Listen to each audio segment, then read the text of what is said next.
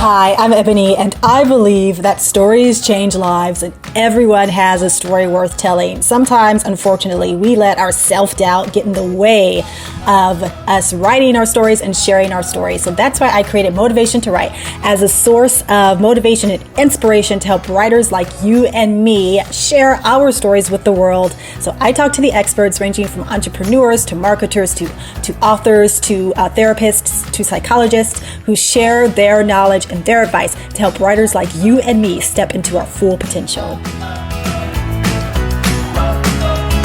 Hello, welcome to Motivation to Write. I'm so happy to have you with me today because I have as a guest Liana Pavane. She's a digital wellness coach, and she's going to talk to us about how we can put down our phones and pick up our lives. So let's learn a little bit more about Miss Liana Pavane. Liana Pavane is a digital wellness coach and founder of TTYL, a tech-free community dedicated to human connection. Liana founded TTYL in 2018 to help people have a healthier relationship with technology and social media. Since launching, she has been featured on Forbes, Thrillist, Time Out, Thrive Global, NY1, The Mind's Journal, Darling Magazine, and more for her work in digital wellness.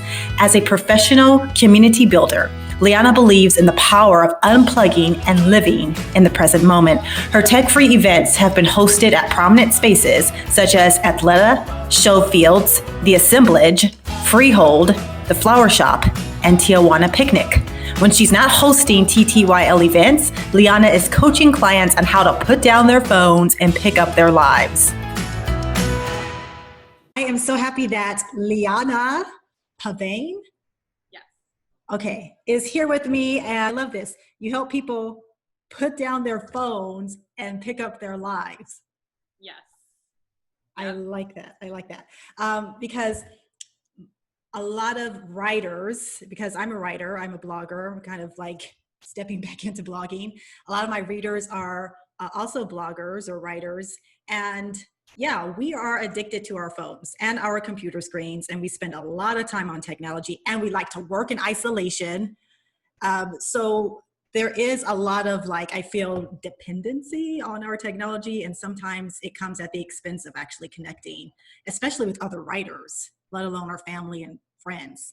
So why don't you just tell us a little bit about yourself? How did you get into this digital wellness coach space? Yes. Basically, it's a tech-free community dedicated to human connection. So all about bringing people together, having those meaningful conversations. I usually host in-person pop-up events with board games and coloring and Play-Doh, and then each event has a theme. So I bring in activations based on the theme of that event, and that could look like a mystical night with tarot and aura readers, or a live entertainment evening with singers and comedians or something like that. So it really runs the gamut. And then, in terms of how I got started, I was brought up in a really healthy tech family before that was really a thing.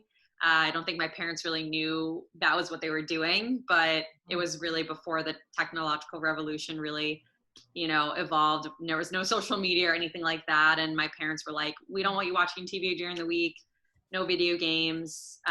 So I really had to use my creativity and imagination. And then as I got older and, technology was kind of forced upon me, as it had to be if I was to do schoolwork and all that kind of stuff. So I had to get a laptop and I had to get a phone so my parents knew where I was. And social media started to really erupt when I was in college, and I definitely fell to the addictions of that and was frustrated with myself because I was never that person. That I was always the one to come, play pretend and make up stories, and I was always the creative person. So we were on vacation after I graduated, and I was having FOMO, and I just thought that, I wish there was a space I could go to just be, playing these games and being my childlike self again. We don't get to do that anymore as we grow up. And I think it's such an important part of who we are. So TTYL was kind of born from that. Yeah. And it looks like it's a space for mostly younger people. It's so I target millennials. So really anyone between the ages, I guess now, of my age, 25 to 39, I think is something like that. Or I don't know exactly like what the cutoff is Right. now because Yeah. everyone's getting older, but Yeah. like 25 to 40-ish. Yeah, I've definitely gotten a lot of older folks coming. People come alone just to make new friends. And it's definitely a great place for people to come if they've just moved to the city or, they want to meet a new group of like-minded people. So Mm-hmm. yeah, I got a lot of really interesting characters for sure, but that's what makes it fun. Yeah. And I don't know if we said this was located or this is located in New York. I don't know if Yeah. we said Yeah. that. Okay. New York. Great. So have you heard of a man by the name of Larry Larry Rosen? I feel like that sounds familiar. He wrote a book called Techno Stress. Okay. And so this, now I'm just going to totally age myself. And I'm definitely older than 25 because I'm like listening to you. I was like, yeah, I remember way back when we didn't have all this stuff. So in 2001, I was an undergraduate at CSU Dominguez Hills, go Toros, and I took a course. I don't know what requirement this course was fulfilling. I don't know if I found the course interesting or if it just happened at the right time. It was called Techno Stress, and it was taught by the author of the book, Larry Rosen. And the book was written in 1997. Okay, I'm taking this class in 2001. It's talking about the stress that the internet is putting on us, that fax machines are putting on us, that VCRs are putting on us. And I kind of laugh to myself when I think about it because my goodness, how things have changed since 2001. I mean, I remember this whole chapter on like cell phone and cell phone etiquette and when to call and when not to call people. And you could text. So I think there was a little bit about texting. Now there's way more stuff that we can do with our phones that has us addicted to our phones. So my question is, why do you think we have become almost like slaves to these little computers that we carry around all the time? What is that about? That is such a there's so many answers. It's such a wide question. There's so many rabbit holes I can go down there, but it very much comes down to the way that these devices and these apps were actually programmed and designed by these. I mean, we've all seen the social dilemma at this point. I feel like everyone's talking about it. It's very I haven't finished it, but I started it. Okay. Yeah. So it's crazy. I mean, I think the thing that stuck out to me the most is if you're not buying the product, you are the product. And to me, if you're consuming something but not paying for it, that means that, they're targeting you, right? Like you get these ads, they're listening, right? Like you're literally out to a friend and you're talking about, I don't know, you're like, oh, I was at Urban Outfitters the other day and I saw this thing. And then the next thing you know, you get targeted ads from Urban Outfitters on your Instagram, on your Facebook, on your Twitter, on like some random website on the side ads. Like it's crazy. I mean, these apps are designed to target that dopamine that we have in our brain. So that dopamine that we usually get from maybe, let's say, a good long run and that exhilaration you feel afterwards, that riding that runner's high, that people talk about all the time. It's like you break that sweat, you feel exhilarated, your heart's beating fast, you're like, oh my God, I feel like on top of the world. We get that from social interaction. We get that from human connection. And these designers were able to, go into these companies and say, I know how to replicate this digitally. And so they created this this mechanism that basically replicates dopamine through an endless scroll, through the likes and comments and receiving them in a certain way. So, I know they've changed the algorithm so many times on Instagram so that we don't even receive the likes, in the same way that they come through at the same times. It's so complicated now. So we might get like a rush of them at once. And then it's like, oh my God, so much dopamine. We're so loved. We're so adored. But digitally, it's not even, we're not even receiving legitimate hugs or legitimate kisses or hearts or whatever they equate to in real life. So does it feel to us that we are so it feels to us that we're actually connecting with other humans when we're actually just connecting to the technology? Right. So our brain thinks so. Our brain is like, we're liked, like we're getting so much love and adoration. But in reality, it only lasts for like 0.2 seconds. And a runner's high, an actual runner's high, could last us the whole entire day. And that is, that's why we keep going back, because we as humans, we want that rush, we want that positivity, that dopamine, we crave it. And if we crave this chemical reaction, that is exactly what Instagram and Facebook and Twitter are doing. They're like, oh, you're craving this? Oh, let me give you just little nibbles, little Hansel and Gretel nibbles throughout your day. Right. And then at the end of the day, you're still not satisfied because you didn't get that big burst at once. You got it just a little bit throughout the day. So very strategic, but very, very awful for everyone who's on them all day. Yeah. And so what is that costing us physically, mentally, spiritually, that we are on our phones and computers all the time? It's costing us our time. I think time is so important and so special. If you're not using any tool for a specific reason, it's just time that's gone, and you're never going to get that back. And how is technology affecting our perceptions of ourselves and other people? Because I know in one of your videos you mentioned that we can we can edit our lives, and we can present ourselves in such a way that we look almost as if we're living like the ideal life, when that in fact is not the reality. Or we see other people with their pictures and we feel bad because we're not living as well as they are. Like, doesn't that start to mess with us?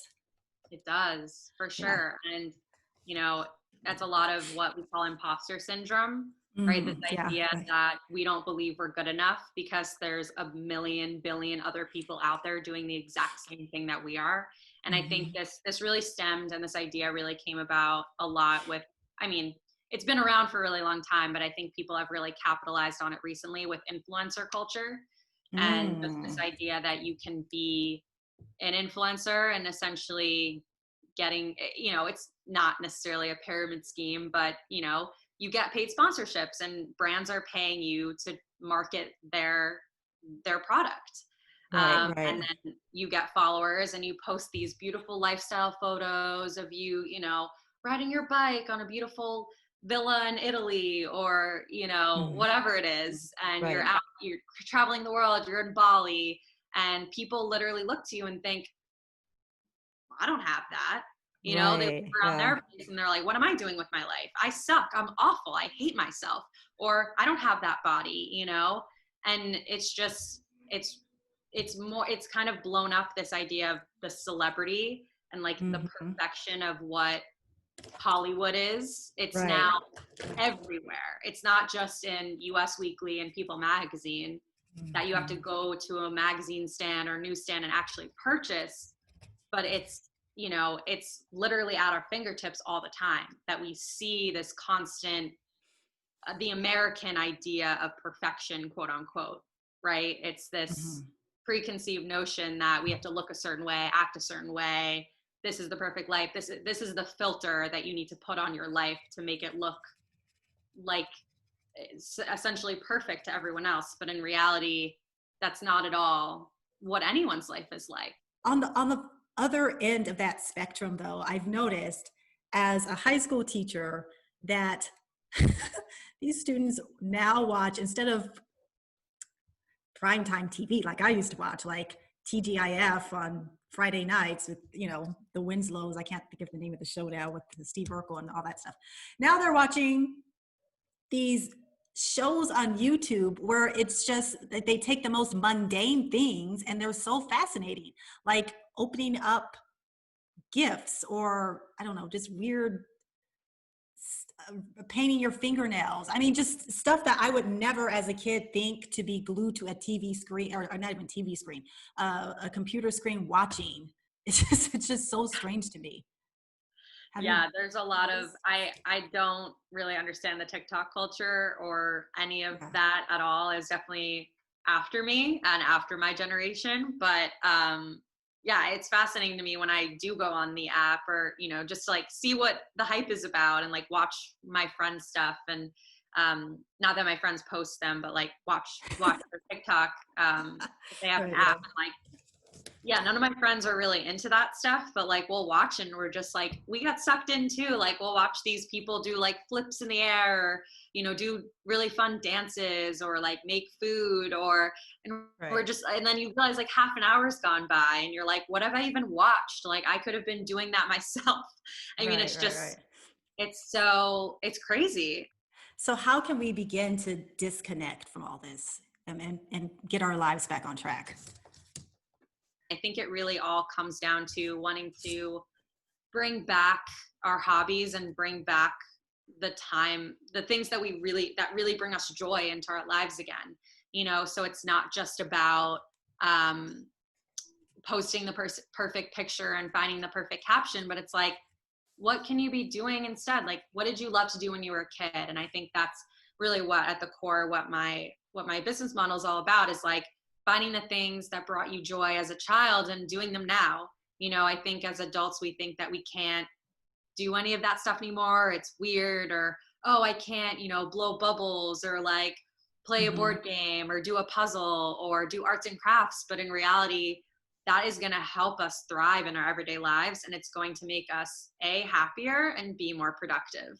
Hmm. And these have been proven scientific facts. So I'm not just, spewing this. I've read so many articles about this, Hmm. that, if we take, especially now we've had the opportunity to work from home, we can take 20-minute breaks throughout our day and, put some puzzles on a puzzle piece, and, add some snippets to a collage, or, make a piece of jewelry or something like that. And if you're stuck in a work project or you're frustrated with something, like going to your phone and going down that rabbit hole is going to make you feel, those negative thoughts are going to get even worse, because then it's going to add on to the, you're already in a bad place. Let's say you're going through a breakup, or, you're having a fight with your friend or something. And then you're like, let me just go to my phone. We use it as a distraction.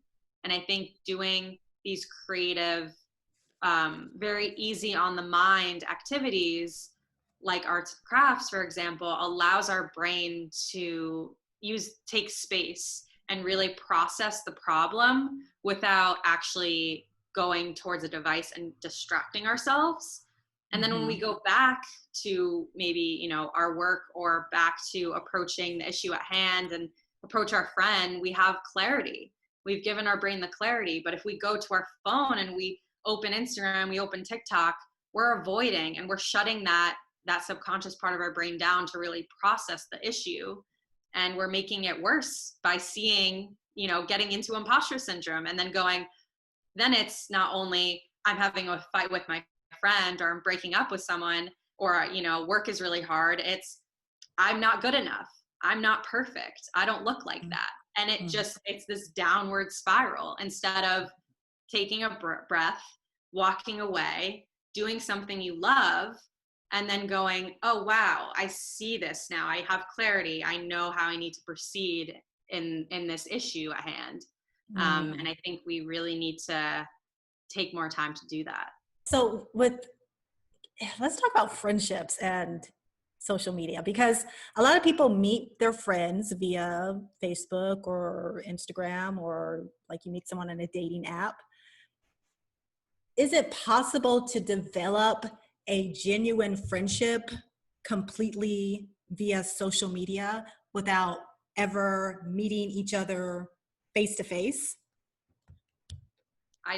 In my core, I believe that human connection to me means face to face. I think right now we're doing a form of it, and I think we're having an uninterrupted, meaningful conversation through a screen, which is amazing and so cool that technology has evolved to that point.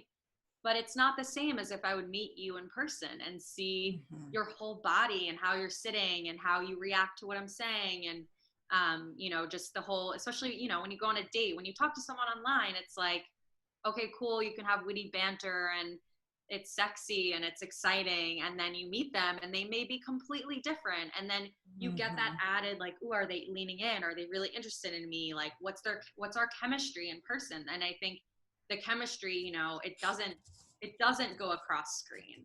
I think you can get along with someone and get an idea of who they are and a notion of who they are from a FaceTime even, but in reality, you're not going to get that full effect of the person and how you both vibe.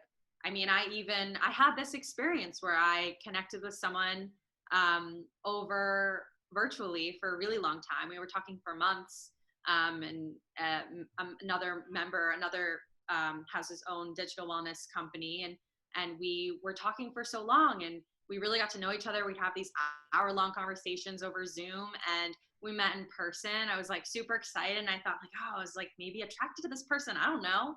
And we met in person, and it was like, oh no, like, this is totally just a friend. And I like didn't see anything there, and I was like, I was glad, because we didn't live in the same space, but I was also like, there was just such a difference meeting this person in real life than I did virtually. And I saw, you know, you get so excited, and you're like, you build up this idea of this person in your head, and then you meet them, and you're like, it's not disappointment, it's just totally different than what you expected, and not in a bad way. It's just hard to, your brain does all these crazy things and makes up this idea in your head. Yeah, that's a good point. And you know something, Liana, I think that a lot of people, well, there are 2 points I want to make. First, that there seems to be safety in distance for people. So as long as, yeah, we're not in a physical space together, it just feels safer. I can, I don't know if you're more of yourself if you're at a distance, but there's definitely like a part of you that can, you don't have to be as forthcoming, right? So you don't really have to be real or show a lot of your true self. And also with the distance, there comes this sense of, I guess, I don't know what the race, it's just real safety. Like, yeah, I was going to say safety. Yeah. I was going to say something else and I can't remember what I was going to say. Oh, so when you mentioned that people, we can kind of devise this image of someone. I think we do that a lot too when we know someone like in real physical space. I think that we can kind of project things onto that person and have an idea of them. But then when they start to show up in a way that we haven't, that doesn't meet our idea of them, it upsets us. Yes. You're speaking my language. And I talk about this. We talk about this a lot. I talk about this with my girlfriends, with my friends all the time, because especially with relationships, we always say, you know, you make excuses. You make excuse if you start dating someone and you start seeing some red flags, and something goes off, and you're like, I didn't like what they said there, or that action isn't really what I'd like to see in this kind of person, the person that I want to really date. And your intuition kind of goes off, and then you're like, no, let's just give them another chance, or you know, you start making excuses. You're like, but they have this and this going for them, so it's fine. And we do that all the time. And it's just part of human existence. And I'm dealing with that right now. Like, I just feel, I'm just getting to the point where I'm like, it's not worth wasting someone's time if I'm not vibing, you know. I just need to let them know. Yeah. And you know, I think that's why it feels so safe if it's just all virtual, because we can keep that idea that we have of them. Because usually that they don't really start to show up and show out until we meet in person. I mean, as long as there's this distance, we can continue to have this idea, and they can continue to meet whatever this idea is. But there's something about when you actually come together physically where things just start to really show up.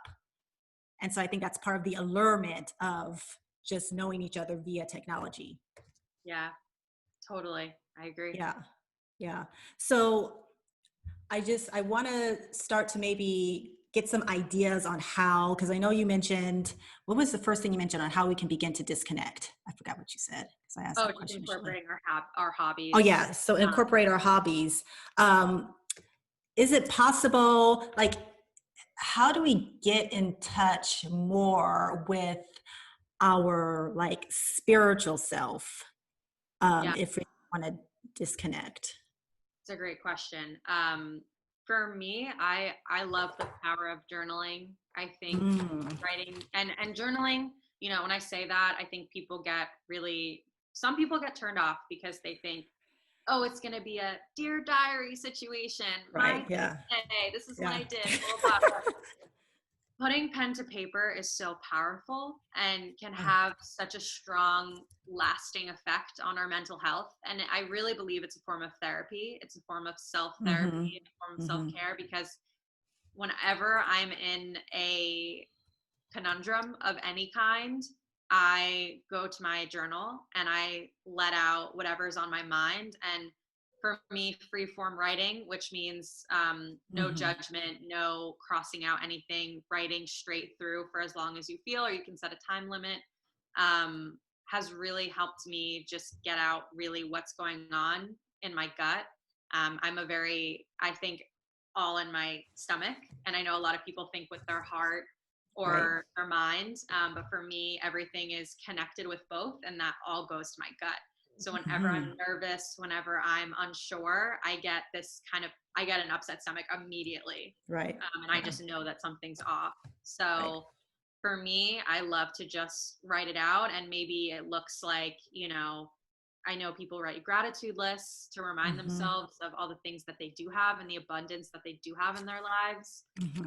And I think that's a really great thing, even a great way to start if you write 5 things a day that you're grateful for, because you're going to realize that technology is probably not on the list. Mm. Your phone's probably not on the list. Instagram's not on the list.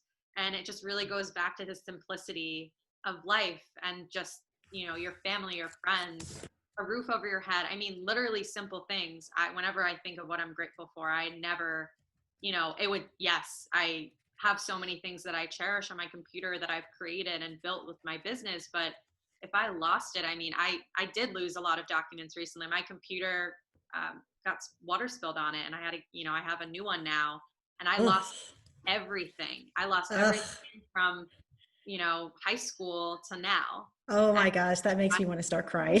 know, I don't know how to uh, write them back. Like I lost scripts that I wrote when I was in mm, college, and papers, and, you know, things that I really did cherish. But at the end of the day, it's mm, like, I have me, and I have my friends, and I have new memories and new experiences to be mm, created, new adventures to mm-hmm, go on, and I have my memory, right? Like that's mm, all that matters. And mm, it's tough to get to that point. But I think, you know, for me, it's also when you do take out technology and it's getting to that point where you can ask yourself a question before you open something and say, why am I going on this? Am I trying to mm. distract myself from something? What am I trying Right. to distract myself from? And that's when really the magic happens.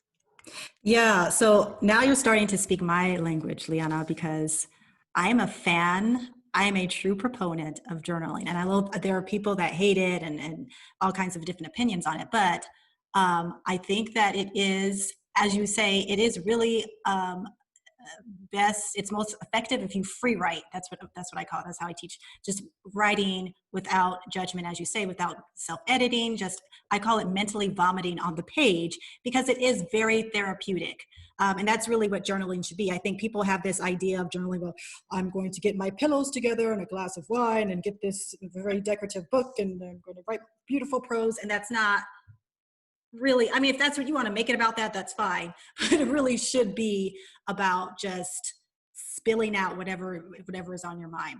Yeah. Um, so how big of a role does has journaling played in your development, like growing up?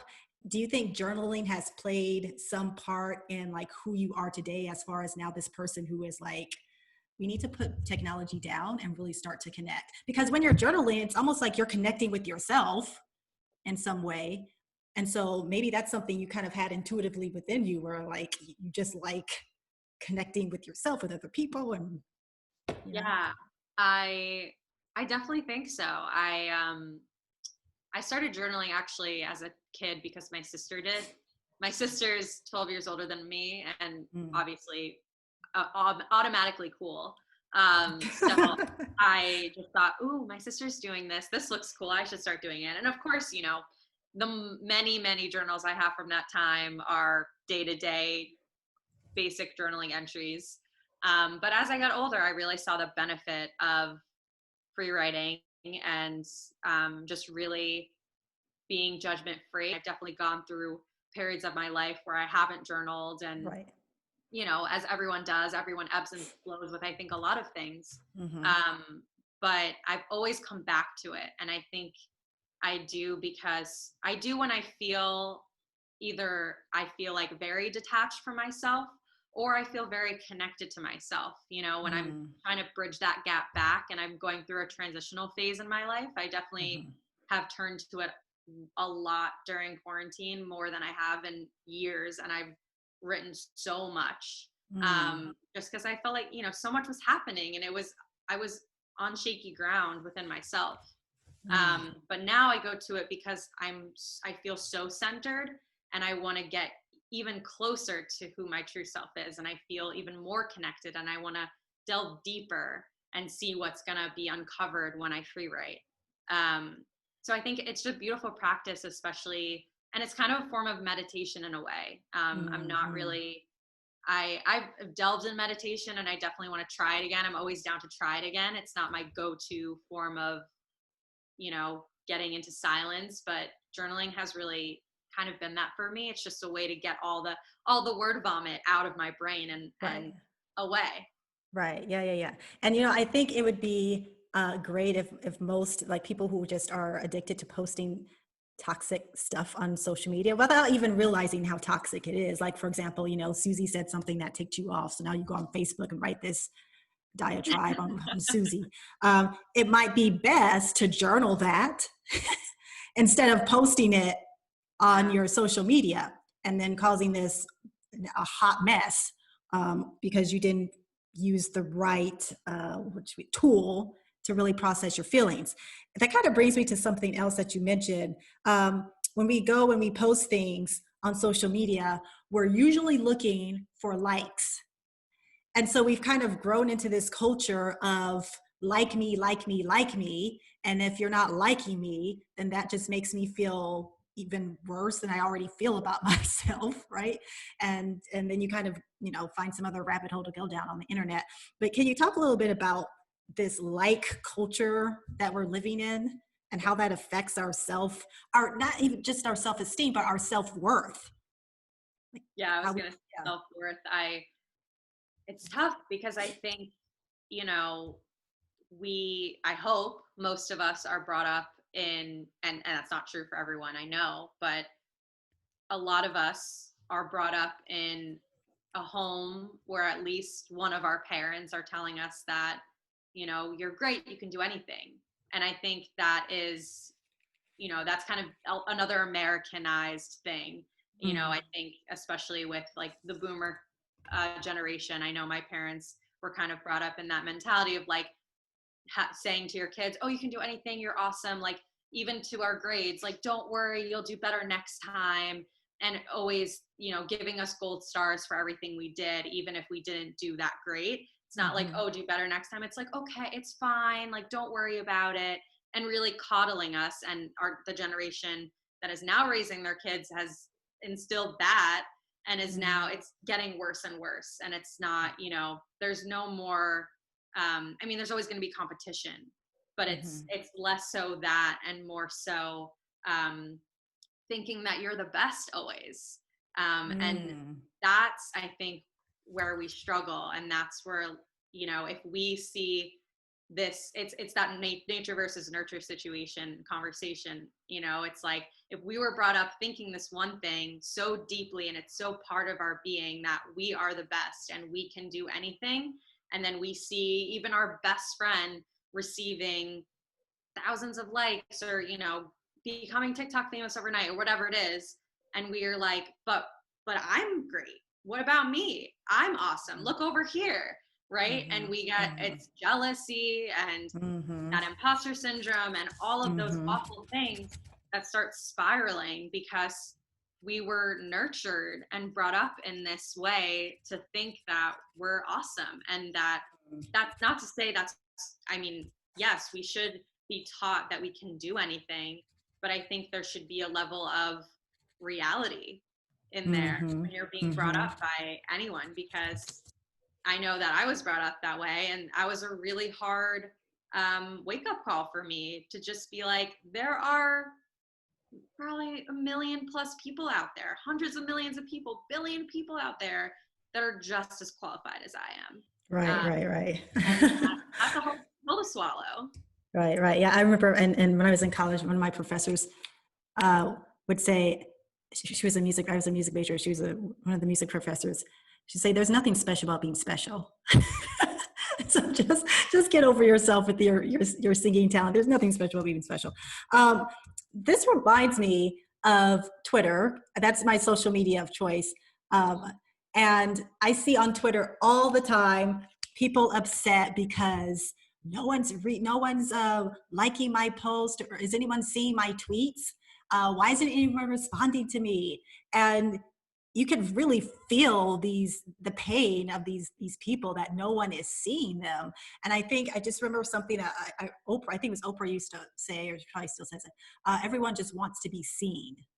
Like, people want you to see them.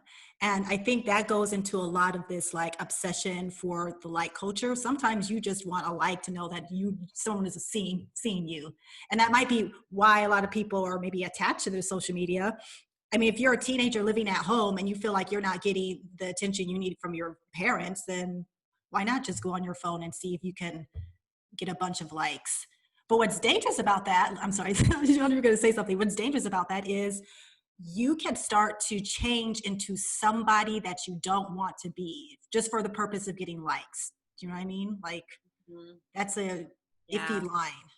I mean, it's that aspiration for celebrity. It's that aspiration for wanting to be the next wanting to be the next Kardashian, the next Miley Cyrus, whoever. It's, and I think people don't realize that it comes with a price. And once you get to that point, and even on social media, I mean, there's always people that are going to be awful and are going to make you, even if you get, 100 comments that are loving and you're amazing, you're beautiful, blah, blah, blah, you get, 2, 3, 4, 5 comments that are nasty. That's what sticks with you. Right. Yes. Exactly. I actually had this conversation with a motivational speaker, and he was saying that he wrote a book. He had all these fabulous reviews. I'm spinning all over the place. I have to edit that out. He has all these fabulous reviews, and he got one bad review, and it just completely, that's all he could think about was that one. Out of all the good reviews, it was that one bad one. Yeah, that's crazy how that happens. Yeah, I think that's another part of the like culture, is just, as much as we want to be loved by as many people as possible, because we think that that's going to bring us joy, we still forget that there's always going to be the other side, and that everyone's going to have their own opinion, and we can't control that. And I wonder how much does, people always talk about self-love. You gotta love yourself. You gotta love yourself. And, there are different opinions on what it means to love yourself and if that's even possible. But I wonder how much this plays into people wanting the celebrity lifestyle, people wanting the likes.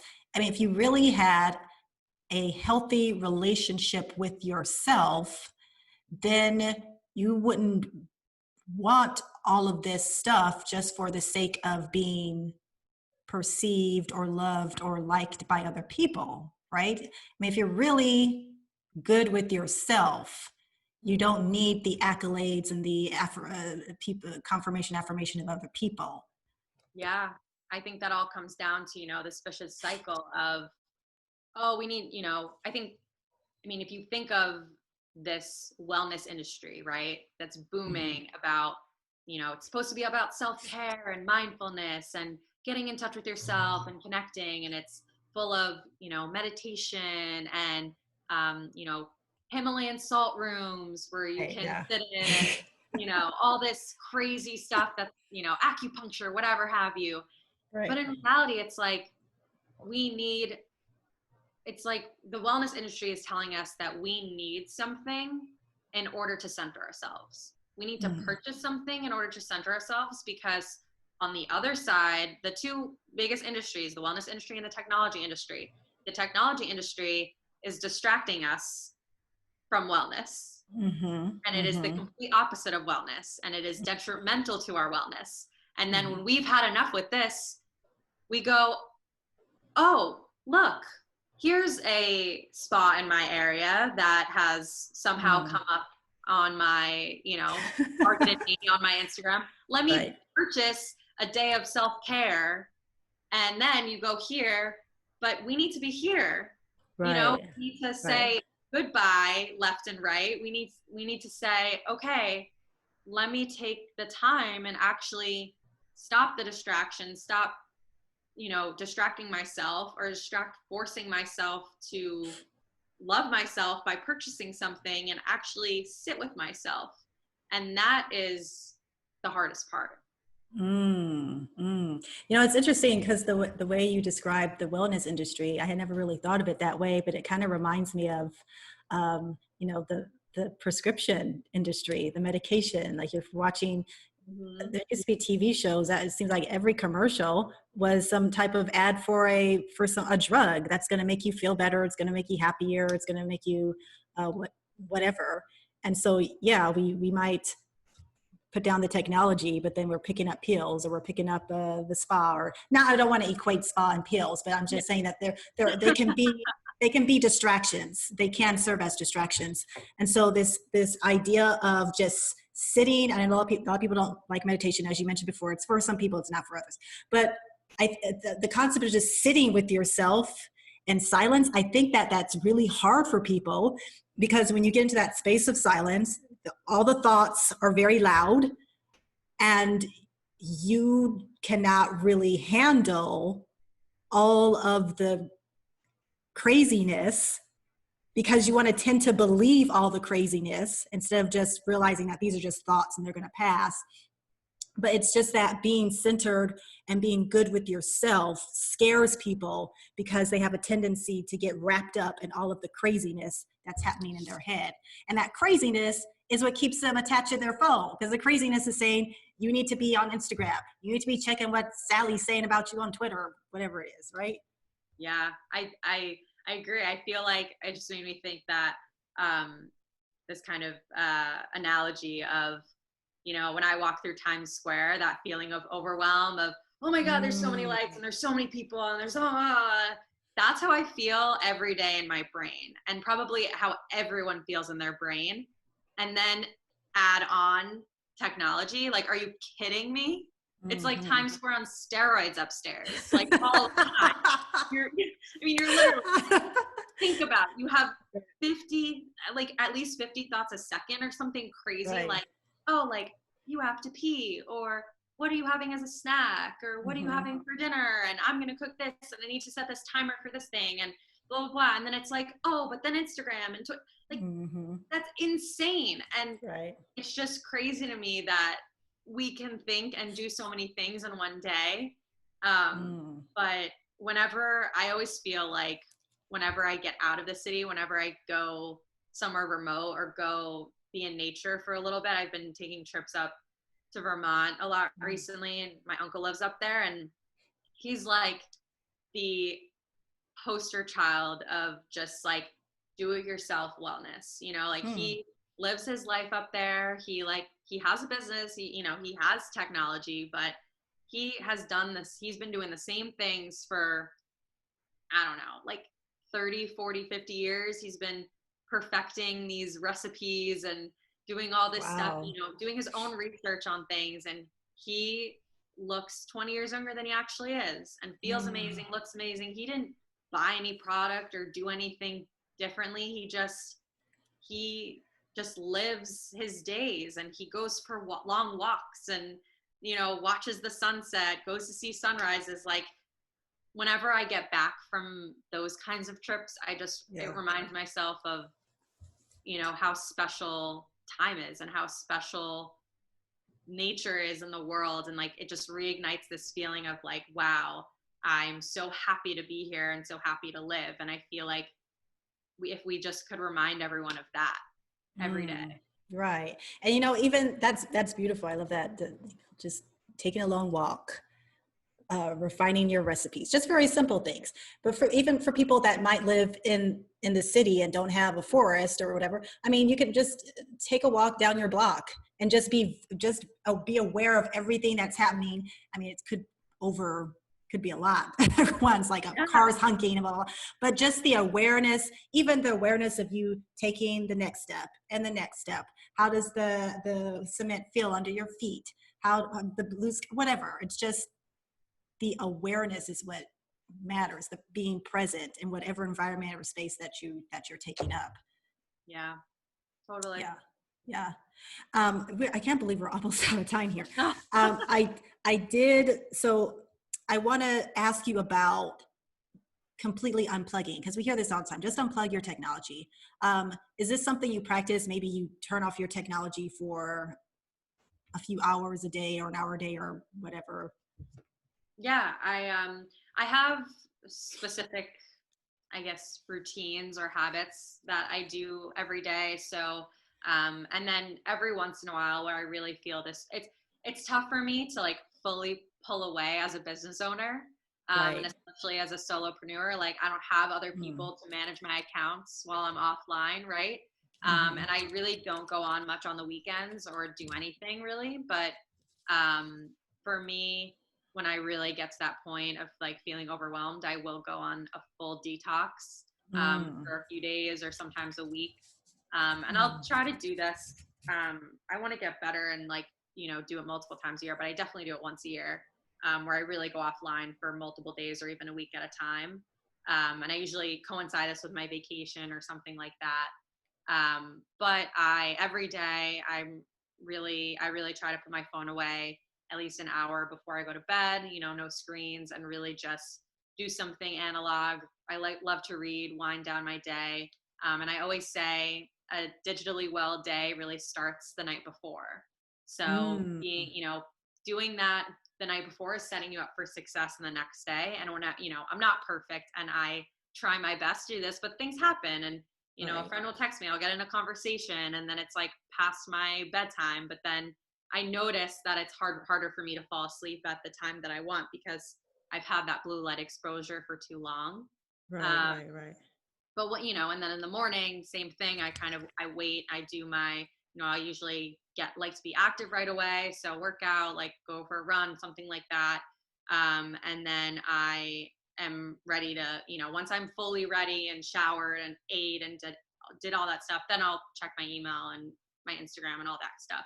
And really setting out pockets of my day to check all those things so that I can really have that focused, productive work for chunks of hours throughout the day. And then, yeah, of course, there's Netflix. I'm not saying no Mhm. Netflix, and I Mhm. love my TV. I absolutely adore falling in love with characters and entertainment. You know, I studied that, and it's always going to be a part of me, and I don't want to throw that away. But you know, it's just being mindful of it, and it's watching an episode or two, and not letting the whole night get away from you. So Mm. all about Mhm. balance. Yeah, I thought of a few things. I'm going to have to wrap it up soon, but you said, first I thought, I remember back in the day when we had landlines. I still have a landline, by the way, but I think most people have replaced their landline with their cell phone. Most people don't have landlines anymore.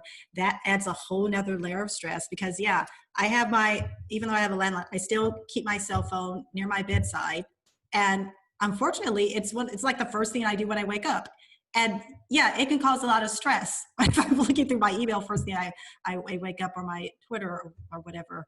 And then the second thing I thought of, and this, I'm going to end it here, but I have to tell you, the first time I saw a cell phone was in 1988. I remember the exact day, and I was at a Kentucky Fried Chicken with my mom and my cousin, my brother, and this man walks in, and he has what looks like a mini suitcase, and attached to the suitcase is a phone receiver, and he's talking into the suitcase. And I remember staring at this man thinking, what is that thing? And who knew that suitcase with the little phone attachment to it would lead to this conversation? Like, that has led to a whole range of stuff, good and bad. But it's just crazy how fast technology moves. Wow. Yeah. And it led to your career as a digital wellness coach. There we go. That phone in Kentucky Fried Chicken. It was so great, Liana. I don't know why I always have to keep looking at how to pronounce. It's so simple, Liana. I really appreciate having you here. This was a wonderful conversation. Can you tell us where we can find you? Yes, and thank you, Ebony. I've truly enjoyed this conversation as well. It's been so lovely. So my website, TTYLNYC.com. You can find out all things, my events, more about coaching, selling tie-dye t-shirts, all the things. And then my Instagram's there, also TTYLNYC. Ironically, follow me. And she still likes followers, ladies and gentlemen. And then email. You can email me there as well. At my full name, Liana Pavane at TTYLNYC.com. Okay, thank you so much for that. It was great talking to Liana. She has some great tips and great insights on technology, and it's just so fascinating to think how fast technology changes. I think like 10 years ago, how much things have changed, let alone since 1988. So if you would like to follow Liana, please visit her Instagram account that is posted in my show notes, and her website, obviously. Also visit Zazo.com this weekend for my big takeaways from my conversation with Liana. And you can also sign up for my weekly newsletter there.